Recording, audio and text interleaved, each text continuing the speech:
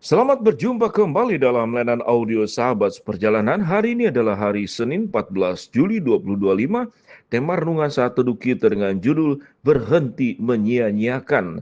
Firman Tuhan terambil dalam 2 Korintus 6 ayat yang pertama sampai dengan kedua. Sebab teman-teman sekerja kami menasihatkan kamu supaya kamu jangan membuat menjadi sia-sia kasih karunia Allah yang telah kamu terima. Sebab Allah berfirman, pada waktu aku berkenan, aku mendengarkan engkau, dan pada hari aku menyelamatkan, aku akan menolong engkau. Sesungguhnya waktu ini adalah waktu perkenanan itu, sesungguhnya hari ini adalah hari penyelamatan itu. Mari kita berdoa. Bapa yang di dalam surga, biarlah kami menjadi orang-orang yang hidup dalam bijaksana dan tidak menyia-nyiakan segala anugerah dan kasih karunia Allah yang sudah diberikan kepada setiap kita masing-masing. Di dalam nama Tuhan Yesus kami berdoa, amin. Shalom sahabat seperjalanan yang dikasihi Tuhan, kita akan belajar yang namanya berhenti menyia-nyiakan. Sebelum kita membahas bagian firman Tuhan, bukankah kita mengingat kembali tentang nasihat orang tua, kalau makan itu nasi satu butir pun jangan sampai tertinggal di piring, karena nanti nasinya bisa menangis. Tentu nasi tidak akan bisa menangis, tapi itu bentuk daripada bagaimana sesungguhnya ada perjuangan orang tua untuk memberikan makan. Apalagi kalau kita melihat orang-orang yang di zaman terdahulu terlahir mungkin tahun 40-an, 50-an, 60-an, dan kita tahu dengan jelas situasi dan kondisi waktu itu adalah kondisi yang sangat sulit secara ekonomi. Sehingga tidak heran kalau ada satu keluarga anaknya 4, telur ceploknya dibagi 4, lalu kemudian makan masing-masing cuma seperempat telur.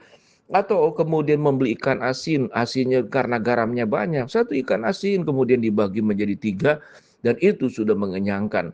Tentu kemudian karena perjuangan yang demikian berat, maka orang tua seringkali memberikan nasihat, jangan menyia-nyiakan berkat Tuhan.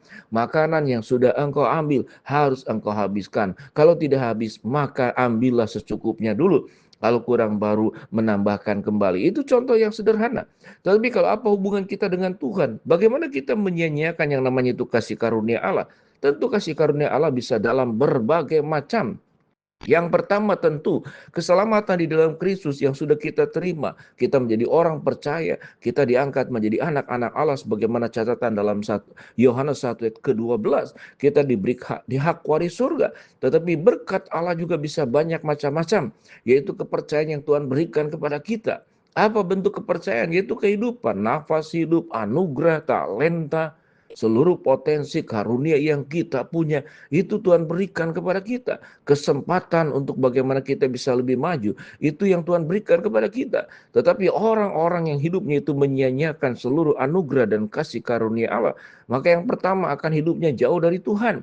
Yang dilakukan bukanlah kebenaran, tetapi keburukan. Yang dilakukan bukanlah perkara-perkara yang kudus, tetapi perkara-perkara yang berdosa. Itu termasuk yang menyia-nyiakan. Sewaktu Tuhan memberikan anugerah kepada kita keluarga, kita ada orang tua, ada istri, ada suami, ada anak-anak yang sudah punya cucu, ada cucu.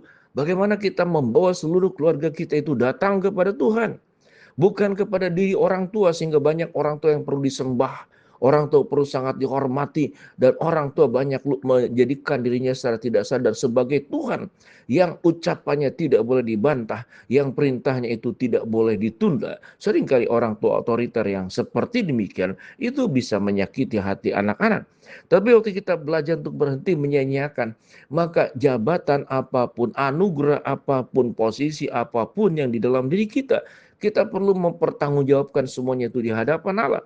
Karena setiap anugerah dan kasih karunia Allah yang diberikan kepada kita, kalau kita sia-siakan, kita akan diminta pertanggungjawaban dari Allah suatu hari nanti. Dan tentunya kita menjadi orang yang menyia-nyiakan anugerah.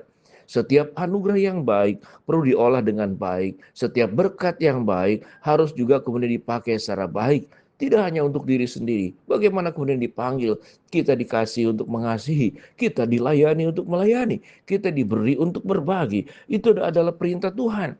Tetapi bagi mereka yang hidup dalam keserakahan di dalam dosa, dia tidak pernah akan berpikir bagaimana kemudian memberkati orang lain. Seluruh hidupnya, seluruh potensinya, seluruh kekayaannya, seluruh waktunya hanya dipakai untuk memuaskan hawa nafsu sendiri. Maka kita boleh katakan kalau ada orang yang kemudian masuk dalam tipikal seperti demikian, Orang ini adalah orang yang menyia-nyiakan setiap kesempatan anugerah terbaik yang Tuhan berikan untuk kita gunakan dengan sebaik-baiknya sesuai dengan kehendak Allah. Sahabat seperjalanan, biarlah kita tidak menyia-nyiakan hidup ini. Bagaimana jangan menjadi orang yang kemudian lebih banyak berkeluh kesah, lebih banyak khawatir, lebih banyak takut. Maka emosi-emosi negatif seperti itu bentuk ketidakpercayaan kita kepada pemeliharaan Allah. Maka buanglah. Jangan sia-siakan hati, pikiran, dan perasaanmu semata-mata tertuju kepada Tuhan. Orang yang hati, perasaan, dan pikirannya tertuju kepada Allah, maka hidupnya pun akan melakukan perbuatan-perbuatan Allah dan akan melakukan segala sesuatu yang sudah Tuhan Yesus pesankan untuk kita mengabarkan kabar sukacita. Tidak hanya bentuk ucapan dan lisan, tapi kabar sukacita juga bentuknya kalau kita hadir di tengah-tengah orang yang dalam keadaan kesulitan. Kesulitan dengan spesifikasi kesulitan yang ada. Kita bisa berbagian, hanya sebagian saja. Kita berhenti terlebih dahulu untuk terus memburu segala sesuatu yang hedon, sesuatu yang sifatnya materialistik, sesuatu yang sifatnya hanya kesenangan dan hiburan. Tapi kita memakai potensi karunia yang Tuhan berikan kepada kita untuk dipakai untuk pekerjaan-pekerjaan Allah yang baik, untuk perbuatan-perbuatan ajaib Allah yang dinyatakan lewat kehidupan kita. Mari sahabat seperjalanan, jangan menyia-nyiakan. Kita tahu dengan jelas setiap kita diberikan waktu yang sama, nafas hidup yang sama, kesempatan yang sama. Bagaimana menjalani hidup ini dengan baik. Sehingga suatu kita meninggal nanti, orang mengingat kita sebagai anak Tuhan yang baik. Menjadi anak Tuhan yang tidak menyia-nyiakan seluruh potensi dan kesempatan yang ada untuk dipakai untuk memuliakan Allah. Mengisi diri dengan iman, mengisi diri dengan ilmu, mengisi diri juga dengan pengetahuan-pengetahuan umum.